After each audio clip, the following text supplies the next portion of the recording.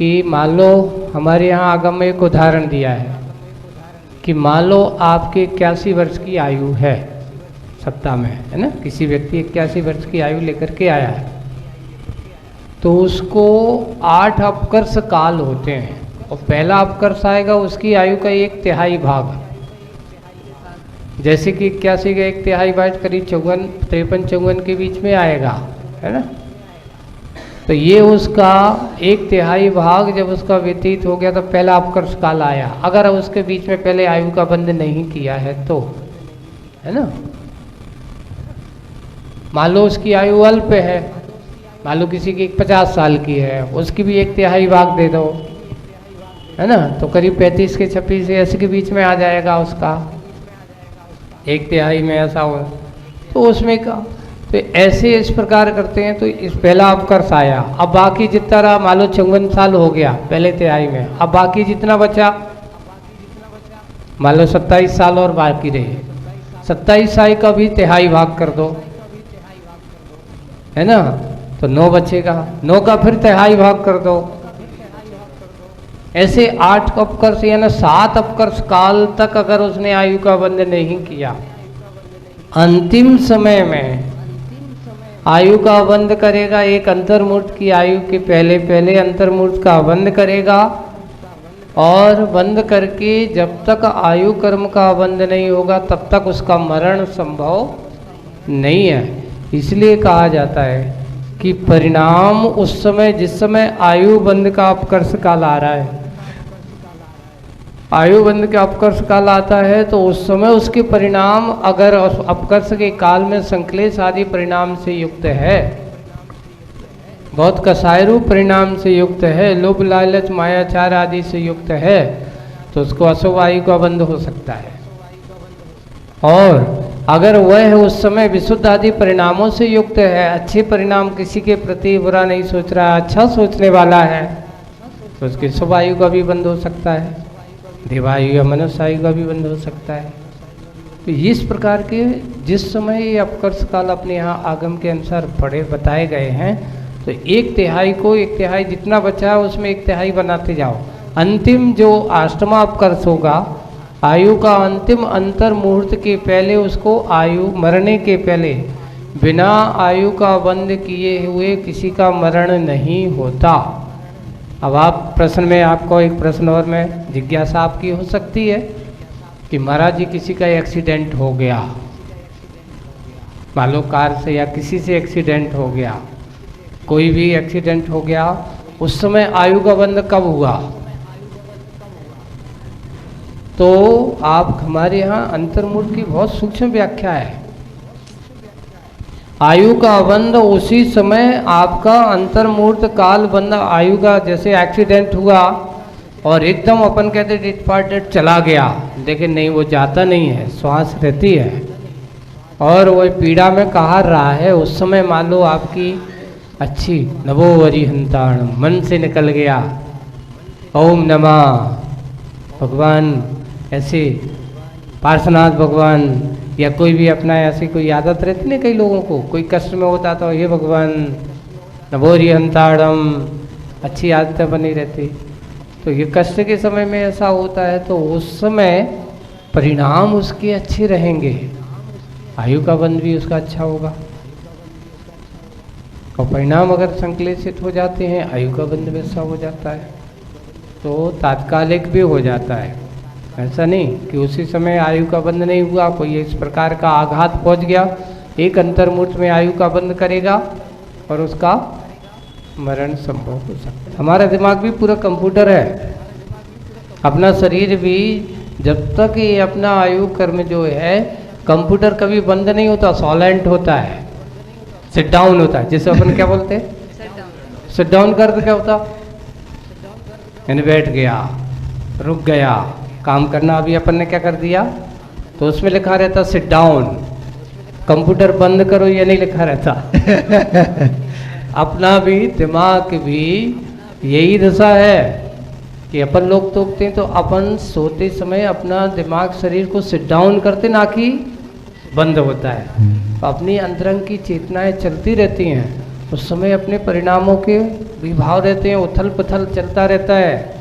और मान लो किसी को इस प्रकार का हो गया, कोई सोते सोते लड़ रहा है, संक्लेशित कर रहा है, किसी को मार रहा है, किसी को पीट रहा है, ऐसे ऐसे सपने भी आते हैं, आते हाथ पैर भी चलाते रहते हैं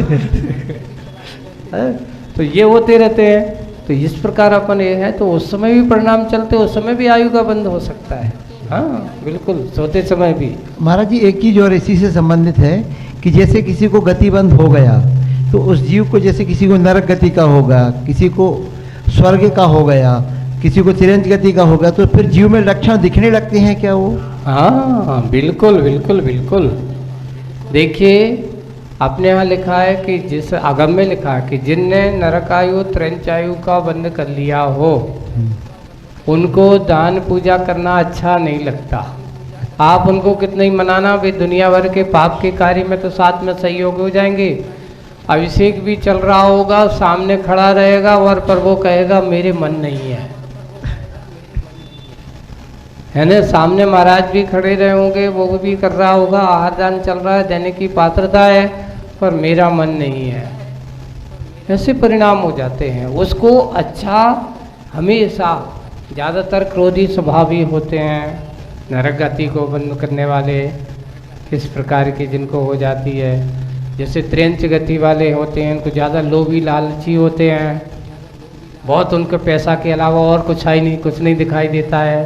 तुम्हें भगवान के मंदिर की लगी, हमारे तो दुकानदारी घाटा हो रहा है, तो उसको हमेशा क्या दिखाई देगा, ऐसा। लेकिन जिनके स्वभाव का बंध हो जाता है, वे अपने नियम से अच्छे कार्य करने के भाव जुटाते हैं। अगर हमारे अच्छे करने के भाव हो रहे तो समझ लेना चाहिए कि कम से कम हमारी दुर्गति का बंध नहीं होगा। अपना थर्मोमीटर नाप लेना, है ना, कि आपको ऐसा लगता है कि आज मैंने भगवान की पूजन नहीं की, मुझे आज अच्छा नहीं लग रहा है, आज क्यों ये इस प्रकार का विघ्न बाधा नहीं हो रही है और मुझे अंतरंग से पीड़ा हो रही है, समझ लेना मेरी दुर्गति का बंध नहीं हुआ है। ये हमारा थर्मामीटर अपने परिणामों को जानने का। अंतिम समय जैसे चल रहा है, आयु कर्म बंद नहीं हुआ है और उसी समय आयु कर्म उनके परिणाम बड़े अच्छे हैं। अपन नवोकार मन तो इसलिए सुनाते हैं कि भाई हो सकता है इसके परिणामों कोई आकुल व्याकुलता ना हो, हैं, और आकुल व्याकुलता ना हो, उसके परिणाम अच्छे हो जाएं, उसका विकास हो सकता है। आपको एक कथा सुनाते, बैठ जाओ पहले। हाँ, एक अपने यहाँ एक उदाहरण मिलता है आयु कर्म का उत्कर्षण और अपकर्षण, है ना। तो अपकर्षण के बारे में तो अपन राजा शरणक का उदाहरण सुन लेते हैं, है ना, कि उन्होंने पहले नरक आयु का उस समय मुनि महाराज के ऊपर जब उपसर्ग किया तो 33 सागर की आयु 7वीं पृथ्वी की आयु का बंध किया था, है ना। और फिर बाद में उनको सम्यक दर्शन हो गया, क्षयिक सम्यक हो गया। अब उस आयु का अपकर्षण हुआ तो कितने में आ गई, अब उनकी 84,000 वर्ष की आयु है। कहाँ 33 सागर थे, तो ये कहलाएगा आयु का अपकर्षण। उत्कर्षण कैसे, एक उदाहरण मिला कि एक व्यक्ति ने देवायु में भवनेत्र की आयु का बंध किया। कहाँ की आयु का बंध किया, भवनेत्र की आयु का बंध किया। और जाकर के उसको भवनेत्र के यानी विंतर जाति में उत्पन्न होना है। अब हुआ ये कि उसका परिणाम मरण निश्चित था, बिल्कुल मरण चल रहा है। तभी एक मुनि महाराज ने निमित्त ज्ञान से उनको जाना और जान करके उन्होंने देखा कि वो भव्य आत्मा है और उसका अब निश्चित मरण निश्चित है और उसका भाव सुधारना चाहिए। क्या करना चाहिए, भाव सुधारना चाहिए। और जाकर के किसी श्रावक से कहा कि फलाने व्यक्ति ऐसा ऐसा है क्या, बोल के हाँ वो तो बिल्कुल अब कभी भी जा सकते हैं। तो उन्होंने कहा कि जाओ उनको संबोधित करो, उसके परिणामों को सुधारो, परिणामों को सुधारो। और जाकर के वो उनको संबोधित करते, उसके परिणामों में इतनी विशुद्धता आई, इतनी विशुद्धता आई कि देवायु का बंध तो किया था, जा कहाँ रहा था, भवनित्रिक में, भवनित्रिक में न जा करके वो वैमानिक देवों में चला गया। तो ये कहेगा आयु का उत्कर्षण। ये क्या होगा? आयु कर्म में कभी संक्रमण नहीं होता। आयु कर्म में अपकर्षण उत्कर्षण तो घटना बढ़ना तो हो सकता है। तो ये जो बंधुगा, तो इस प्रकार के परिणामों से अच्छे विशुद्ध परिणाम हो गया उसके, और विशुद्ध परिणाम हुआ। उसने अंतिम समय संबोधन हुआ, सुन करके उसको बहुत अच्छा लगा, मन में एकदम विशुद्ध परिणाम हुआ। उस आयु कर्म का उत्कर्षण होकर के जग मरण करते ही वह वैमानिक देवों में चला गया। तो इसलिए इसको उत्कर्षण भी हो सकता है, लेकिन अंतिम परिणाम के समय उस आयु में भी परिवर्तन तो नहीं होता, लेकिन अपकर्षण उत्कर्षण संभव है। इसलिए कहा जाता है कि अंतिम समय सो अच्छे से उनको सुनाओ। हो सकता है दुर्गति में ना जाकर के इसकी परिणति अच्छी हो जाए। को राजा श्रेणी को आयु का वन तो किया, अब मुनिराज के पास तो चला गया, लेकिन वो कभी संयम लेने की भावना, मुनि इतना संबोधन भगवान में 60,000 प्रश्न का करता तो बना, एक सम्यक दर्शन हो गया, सम्यक दर्शन हो गया, लेकिन चारित्र ग्रहण नहीं कर पाया। वो मुनि नहीं बन पाया। चाहते तो गौतम गणधर के साथ में बैठ सकता था, इतना प्रश्न का करता वाला, लेकिन क्यों? नरक आयु का बंध उसके हो गया था। अणुव्रत नहीं ले पाया, श्रावक के व्रतों को ही ले लेता तो, लेकिन नहीं ले पाया। क्यों नहीं ले पाया? सब है अपने यहाँ ऐसी बहुत सारी इस प्रकार की परिणतियाँ हैं। कहीं ना कहीं अपने वीरांतराय कर्म का क्षेम या दान लाभांतराय कर्म का है, अंतराय कर्म का तीव्र उदय मानना चाहिए कि जो अपन लेने के भाव तो कर पाते हैं, लेकिन कहीं शरीर की मजबूरी के कारण से, कहीं साधन की कमी के कारण से, है ना, और कहीं ना कहीं अपन मान लो व्रत करना चाह रहे थे, सब कुछ है, अब वहाँ अपन करने के भाव बनाए, कहीं मौसम का गड़बड़ी हो गई, इस प्रकार का कुछ ना कुछ निमित्त कोई बाह्य निमित्त हो सकता है, अंतराय हमारे अच्छे काम में बाधा डाल दे। भावना भाव कि भगवान मुझे ऐसा समर्थ बनाए, मैं अपने आप को पूरा कर सकूं, सतत प्रसाद करते रहना चाहिए। थोड़ी सी कभी विपरीत परिस्थितियों में भी अपनी संकल्प शक्ति को दृढ़ बनाए रखना चाहिए। थोड़ी सी अनुकूलता नहीं भी हो, फिर भी अपन को करना है, तो करते रहेंगे तो अपने आप उसका कार्य भी होगा। अपने यहाँ उसको जोड़ने की, अपने संघातन की क्रिया अपने कहा, जिससे अपन क्या करते हैं, दूध जमाते हैं अपन, है ना, और मान लो तत्काल अपन को जैसे अपन उसमें डाला जावन, तो उसमें एक क्रिया है कि वो उसमें से पानी छोड़ करके अपने आपस में जुड़ना चालू हो जाते हैं। इसको अपन बैक्टीरिया ना कह करके उस दूध की एक प्रतिक्रिया अपनी वो है। अब उसको आप ऐसा कहते हैं कि इसमें ऐसा नहीं है, कच्चा दूध का दही बनाओगे, आप जो विज्ञान जो देख रहा है ना, उस पे ये कहा गया कि कच्चा दूध का जो बनाते हैं उसमें सबसे ज़्यादा जीव उत्पत्ति, क्यों?